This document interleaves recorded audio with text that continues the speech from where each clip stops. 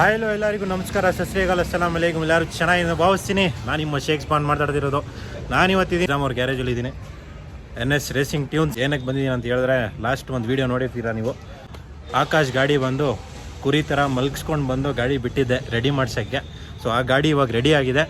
So ಆ ಗಾಡಿ delivery ತೊಗೊಂಡು ಬಂದಿದ್ದೀವಿ. ಆಲ್ಮೋಸ್ಟ್ 1 ವೀಕ್ ಆದಮೇಲೆ ಗಾಡಿ ರೆಡಿ ಆಗಿದೆ, ಕ್ಲೀನಾಗಿ ಬಂದಿದೆ ಗಾಡಿ.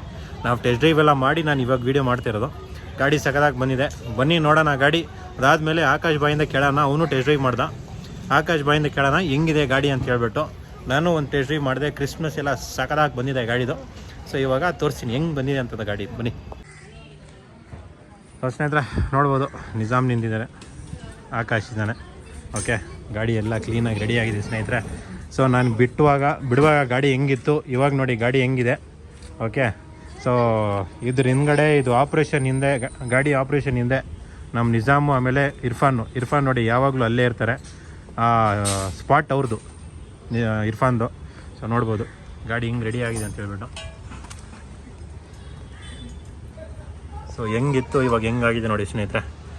ಇಂಜಿನೆಲ್ಲ ಕ್ಲೀನಾಗಿ ಬಂದಿದೆ, ವಾಶ್ ಆಗಿ ಫುಲ್ ಬಿಲ್ಟಾಗಿ ಇವಾಗ ಇಂಜಿನ್ ನಿಂತಿದೆ. ಕ್ರಿಸ್ಪ್ನೆಸ್ ಎಲ್ಲ ಸಾಕಾಗಿ ಬಂದಿದೆ. ಸೊ ನೋಡ್ಬೋದು ನೀವು. ಸ್ಟಾರ್ಟ್ ಮಾಡಿ ಬಾ.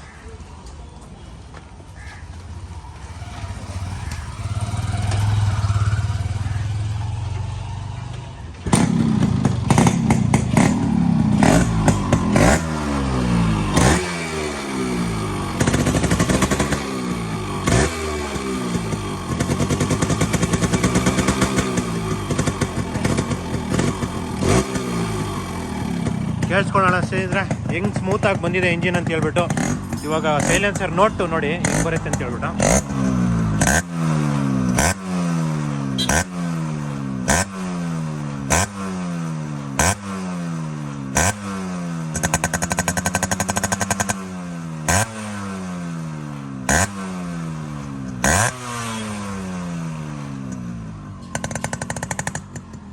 ಸೊ ಈ ಥರ ಇದೆ ಸ್ನೇಹಿತರೆ ಸೈಲೆನ್ಸರ್ ನೋಟು, ನೋಡ್ಬೋದು ಗಾಡಿದು. ಓಕೆ, ಎಲ್ಲ ಸ್ವಲ್ಪ ಬಾಡಿ ಲೈನು ಕ್ಲೀನಾಗಿ ರೆಡಿ ಆಗಿದೆ. ಇವಾಗ ಸ್ವಲ್ಪ ಎಲ್ಲ ಆಲ್ಮೋಸ್ಟ್ ಕಂಪ್ಲೀಟಾಗಿ ರೆಡಿ ಆಗಿದೆ. ಸಾಕಾಗಿ ಇವಾಗ ದೆರ್ ಇಸ್ 0 ವೈಬ್ರೇಷನ್ ಅಂತ ಹೇಳ್ಬೋದು. ಸೊ ಆಲ್ಮೋಸ್ಟು ಒಂದು 70 to 80% ಗಾಡಿ ರೆಡಿ ಆಗಿದೆ. ಇವಾಗ ಇನ್ನೊಂದು 20% ಗೊತ್ತಲ್ಲ ನಿಮಗೆ. RX ಇಟ್ಕೊಂಡ್ರೆ RXಗೆ ದುಡ್ಡು ಸುರಿಸಿದ್ರೇ ರೆಡಿ ಆಗೋದು. ದುಡ್ಡು ಸುರಿಸಿದ್ರೇ ಆ ಗಾಡಿ ಮಜಾ ತೊಳಗಾಗೋದು. ಇವಾಗ ಆಲ್ಮೋಸ್ಟ್ ಒಂದು 70 to 80% ರೆಡಿ ಆಗಿದೆ. ಒಂದು 20% ಔಟ್ರ್ ರೆಡಿ ಮಾಡಬೇಕು. ಸೊ ಆಕಾಶು ಸ್ವಲ್ಪ ಆಮೇಲೆ ಮಾಡ್ಸೋಣ ಅಂತಿದ್ದಾರೆ. ಏನೋ ಮಾಡ್ಸಕ್ಕೆ ಬಂದು ಏನೋ ಆಯಿತು ಅಂತಾರಲ್ಲ, ಹಂಗಾಯ್ತು ನಂದು. ಪರವಾಗಿಲ್ಲ. ಸೊ ಎಷ್ಟಿಗಪ್ಪ ಏನು ನೆನ್ಕೊಂಡು ಬಂದಿದ್ದು ಆಕಾಶ್ ಗಾಡಿದು? ಅದೇ ಏನೋ ಹಾಕಿ ಏನೋ ಅಳ್ಳಾಡ್ಸೋಣ ಅಂತ ಬಂದ್ವಿ. ಅದ್ ನೋಡಿದ್ರೆ ಎಲ್ಲ ಕಿತ್ ಬಿಸಾಕಿದ್ರು. ಪರವಾಗಿಲ್ಲ, ಕಿತ್ ಬಿಸಾಕಿರೋದ್ರ ಖುಷಿ ಅಲ್ಲ. ಕೇಳಿದ್ರಲ್ಲ ಸೌಂಡು. ಏನು ಬಜೆಟಲ್ಲಿ ಮಾಡೋಣ ಅಂತಿದ್ದೀವಿ ನೀವು? ಅದೇ ಬದನೆಕಾಯಿ 3-4 ಸಾವಿರ ಅನ್ಕೊಂಡ್ ಬಂದ್ವಿ. ಅದು ಏನೋ ಮಾಡಕ್ ಹೋಗಿ ಏನೋ ಆಯ್ತು. ಒಳ್ಳೇದೇ ಅಲ್ವಾ? ಹೌದು, ಅಷ್ಟೇ.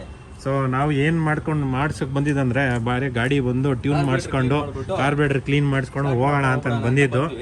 ಇವಾಗ ನೋಡಿದ್ರೆ ಕಂಪ್ಲೀಟ್ ಆಗಿ ಇಂಜಿನೇ ಬಿಲ್ಟ್ ಆಗಿ ಕಾರ್ಬೇಟ್ರ್ ಟ್ಯೂನ್ ಮಾಡಿಸೋದಲ್ಲ, ಕಾರ್ಬೇಟ್ರ್ ಎದ್ದು ಬಿಸಾಕಿ ಹೊಸ ಕಾರ್ಬೇಟ್ರ್ ಹಾಕ್ಕೊಂಡು ಗಾಡಿ ಎಲ್ಲ ರೆಡಿ ಮಾಡಿಸ್ಕೊಂಡು ಹೋಗ್ತಿದ್ದೀವಿ. ಇವಾಗ ಹೆಂಗಿದೆಯಪ್ಪ ಇವಾಗ ಇದು? ನೀವು ಹೇಳಿದ್ರಲ್ಲ ಕ್ರಿಸ್ಪ್ ಆಗಿ, ಅದು ಇನ್ನೂ ಓಪನ್ ಮಾಡ್ಬೇಕು. ಹೋಗೋಣ ಜೊತೆ ಹೋದ್ರೆ ಗೊತ್ತಾಗೋದು. ಇವಾಗ ಫಸ್ಟ್ ಸ್ಟಾರ್ಟ್ ಫಸ್ಟ್ ಕಮ್ಮು. ಅದೇ ಹೇಳೋದು, ಹೆಂಗೆ ಸ್ಯಾಟಿಸ್ಫೈ ಆಯ್ತಾ? ಗಾಡಿಲಿ ಏನೋ ಅಳ್ಳಾಡ್ತಾ ಇಲ್ಲ, ಚೆನ್ನಾಗಿದೆ, ಸಾಕಲ್ಲ. ಅದೇ ಖುಷಿ. ಕ್ರಿಸ್ಪ್ನೆಸ್ ಹೆಂಗ್ ಚೆನ್ನಾಗಿದ್ಯಾ? ಇಂಜಿನ್ ಸೌಂಡು ಏನು ಬರ್ತಾ ಇಲ್ಲ, ಆವಾಗಕ್ಕೂ ಇವಾಗಕ್ಕೂ ಏನೂ ಇಲ್ಲ. ತಳ್ಳೋದು ಮತ್ತೆ ಸ್ಟಾರ್ಟ್ ಮಾಡೋದು ಅದೇನು ಇಲ್ಲ, ಚೆನ್ನಾಗಿದೆ ಇವಾಗ. ಅದೇ ಇನ್ನೊಂದು 20% ಆಮೇಲೆ ಒಂದು ಸರ್ವಿಸ್ ಬಿಟ್ಟ ಮಾಡಿಸ್ಕೊಳೋಣ. ದುಡ್ಡು ಕೊಟ್ಟಿದ್ದು ವರ್ತ್ ಅನ್ಸತ್ತಾ? ಹಾಂ. ಸೊ ಇದೇ ಬೇಕಾಗಿದ್ದು. ಏನು ಹೇಳ್ತೀರಾ ನಿಜ? ಇದೇ ಎಲ್ಲ ಬೇಕಾಗಿದ್ದು ನಮಗೆ. ದುಡ್ಡು ಕೊಟ್ಟರೆ ಕಸ್ಟಮರ್ ಸ್ಯಾಟಿಸ್ಫೈ ಆದರೆ ನಿಮಗೆ ಸಾಕು ಅಲ್ಲ? ಸರ್ಟಿಫೈಡ್ ಇದೆಯಾ ಸರ್? ಕಸ್ಟಮರ್ಗೆ ಸರ್ಟಿಫೈಡ್ ಇದೆ ಅಷ್ಟೇ.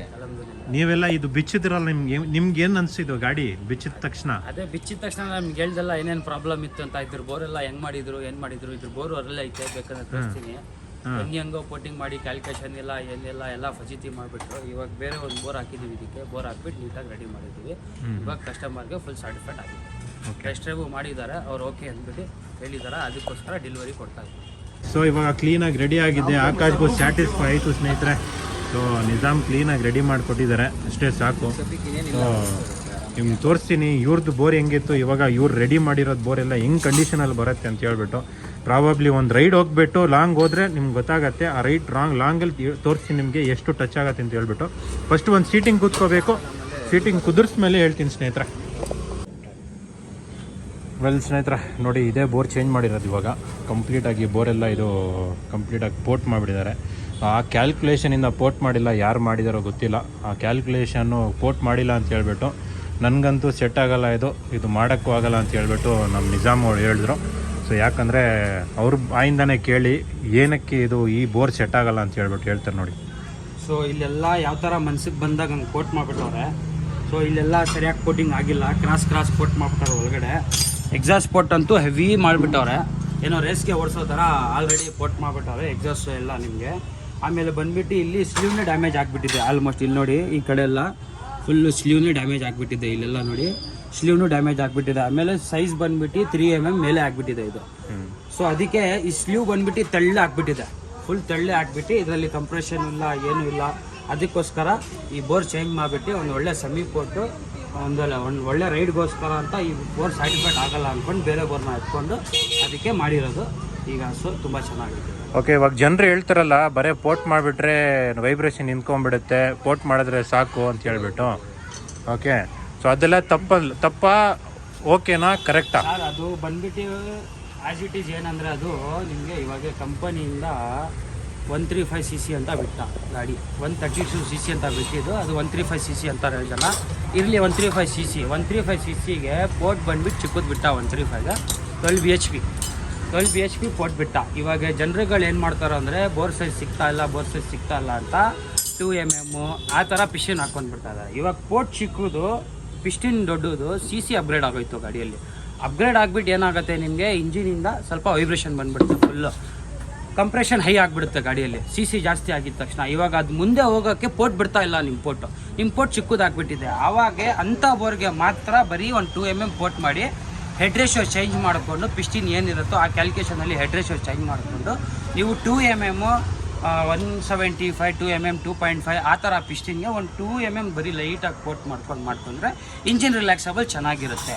ನೀವು ಅದನ್ನು ನೋಡಿಕೊಂಡು ಸ್ಟ್ಯಾಂಡರ್ಡ್ ಬೋರು 2.5 ಬೋರ್ 0.5 ಬೋರ್ಗೆ ನೀವು ಪೋರ್ಟ್ ಮಾಡಿಬಿಟ್ರೆ ನಿಮ್ಗೆ ವೈಬ್ರೇಷನ್ ಕಡಿಮೆ ಆಗಿಬಿಡುತ್ತೆ ಅಂದರೆ ಅದು ಸುಳ್ಳು.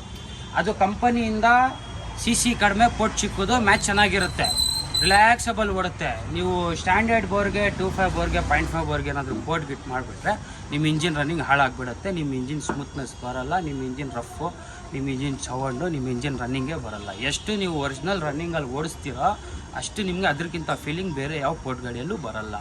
ಒರಿಜಿನಲ್ ರನ್ನಿಂಗಲ್ಲಿ ನಿಮಗೆ ವಿತೌಟ್ ಪೋರ್ಟ್ ಓಡಿಸ್ಬೇಕಂದ್ರೆ ಮ್ಯಾಕ್ಸಿಮಮ್ 1mm ಒಳಗಡೆ ಪಿಸ್ಟಿನ್ ಇರಬೇಕು. 1mm 125 ಮೇಲೆ ನೀವು ಹೆಂಗೆ ಆಗ್ತಾ ಇರ್ತೀರಾ ಆವಾಗ ನಿಮ್ಮ ಇಂಜಿನ್ ಸ್ವಲ್ಪ ರಫ್ನೆಸ್ ಬರ್ತಾ ಇರುತ್ತೆ, ಸ್ವಲ್ಪ ಇಂಜಿನಿಂದ ವೈಬ್ರೇಷನ್ ಬರ್ತಾ ಇರುತ್ತೆ. ಇಷ್ಟೇ ಆಸ್ ಇಟ್ ಈಸ್. ಸೊ ಕೇಳಿಸ್ಕೊಳಲ್ಲ ಸ್ನೇಹಿತರೆ. ಸೊ ಇದೇ ನಾಲೆಜ್ ಬೇಕಾಗಿರೋದು ಅಂದರೆ ಇದೆ. ಸೊ ನೀವೆಲ್ಲ ಕೇಳ್ತಿರಲ್ಲ, ನಾನು ಏನಕ್ಕೆ ಮಲ್ಲೇಶ್ವರಂ ಹೋಗ್ಬಿಟ್ಟು ಕಮ್ಮನಹಳ್ಳಿಯಿಂದ ಮಲ್ಲೇಶ್ವರಂ ಬಂದು ನನ್ನ ಗಾಡಿ ಇಲ್ಲಿ ರೆಡಿ ಮಾಡಿಸ್ತೀನಿ ಅಂತ ಹೇಳ್ಬಿಟ್ಟು. ಮೇನ್ ರೀಸನ್ ಏನಂದರೆ ನಿಜಾಮು ಬರೇ RXಗಳೇ 2 ಸ್ಟ್ರೋಕಲ್ಲಿ ಅವರು ಎಕ್ಸ್ಪರ್ಟು. ಓಕೆ, ಸೊ ಈ ಗಾಡಿಗಳು ಎಕ್ಸ್ಪರ್ಟ್ ಇರೋದ್ರಿಂದ ಓಕೆ ಅವ್ರದ್ದು ನಾಲೆಡ್ಜು, ನಾನು ಫಸ್ಟು ನೋಡಿದ್ದೆ ಅವ್ರ ನಾಲೆಡ್ಜು ಈ ಪರ್ಟಿಕ್ಯುಲರ್ 2 ಸ್ಟ್ರೋಕ್ಸು RX ವರ್ಷನ್ಸಲ್ಲಿ ಅವ್ರ ನಾಲೆಜ್ ಮಾತ್ರ ಭಯಂಕರವಾಗಿದೆ. ಸೊ ಅದಕ್ಕೆ ಅವರು ಮಾಡೋ ರೀತಿ ನನಗೆ ತುಂಬ ಇಷ್ಟ ಆಯಿತು ಸ್ನೇಹಿತರೆ. So that is the reason ನಾನು ಅಲ್ಲಿಂದ ಮಲ್ಲೇಶ್ವರಂ ಬಂದು ನನ್ನ ಗಾಡಿಗಳನ್ನ ರೆಡಿ ಮಾಡಿಸ್ಕೊಂಡು ಹೋಗ್ತೀನಿ. ನನ್ನ ಫ್ರೆಂಡ್ಸ್ಗೂ ಇಲ್ಲೇ ರೆಫರ್ ಮಾಡಿ ನಾನು ಗಾಡಿಗಳು ರೆಡಿ ಮಾಡಿಸ್ತೀನಿ ಸ್ನೇಹಿತರೆ. ಸೊ ನಿಮ್ಗೇನಾದರೂ ಇದೇ ಥರ ನಿಮ್ಮ ಗಾಡಿಗಳನ್ನ ಹಾಳಾಗಿದೆ ರೆಡಿ ಮಾಡಿಸ್ಬೇಕು ಅಂದರೆ, ರೀಸ್ಟೋರ್ ಮಾಡಿಸ್ಬೇಕಂದ್ರೆ ದಯವಿಟ್ಟು ಮಲ್ಲೇಶ್ವರಮಲ್ಲಿ ಬಂದರೆ NS ರೇಸಿಂಗ್ ಟ್ಯೂನ್ಸ್ ಅಂತ ಹಾಕಿದ್ರೆ ಗೂಗಲಲ್ಲಿ ಬಂದುಬಿಡುತ್ತೆ. ನೀವು ಬಂದು ನಿಮ್ಮ ಗಾಡಿನ ರೆಡಿ ಮಾಡಿಸ್ಕೊಂಡು ಹೋಗ್ಬೋದು ಸ್ನೇಹಿತರೆ. ನಾವು ಈ ಗಾಡಿ ಇವಾಗ ತೊಗೊಂಡೋಗ್ತಿದ್ದೀವಿ, ಫುಲ್ ಕ್ಲೀನಾಗಿ ರೆಡಿ ಆಗಿದೆ ಅಂತ ಹೇಳ್ತಾ ನಿಮ್ಮ ಪ್ರೀತಿಯ shakes bond signing off from today's vlog. Until next video, take care, stay safe. ನಿಮ್ಮ ಅಮ್ಮ ಅಪ್ಪನ ಚೆನ್ನಾಗಿ ನೋಡ್ಕೊಳ್ಳಿ ಅಂತ ಹೇಳ್ತಾ ಲವ್ ಯು ಆಲ್ ಸ್ನೇಹಿತರೆ. Good bye.